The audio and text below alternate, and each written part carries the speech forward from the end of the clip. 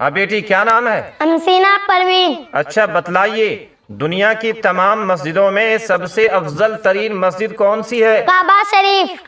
اچھا یہ بھی بتلائیے کہ کعبہ شریف میں ایک وقت کی نماز پڑھنے پر اللہ پاک کتنے نماز پڑھنے کا ثواب دیتے ہیں؟ 1,00,000 نماز پڑھنے کا ثواب ملتا ہے۔ جی بہت خوب۔ اچھا بتلائیے کعبہ شریف کی بلندی کتنی ہے؟ 54 فٹ 8 انچ بلند ہے۔ اچھا کعبہ شریف کی تعمیر کتنی بار ہوئی ہے؟ 10 بار ہوئی۔ اچھا یہ بھی بتلائیے کہ کعبہ شریف کی تعمیر کس نے کرائی تھی؟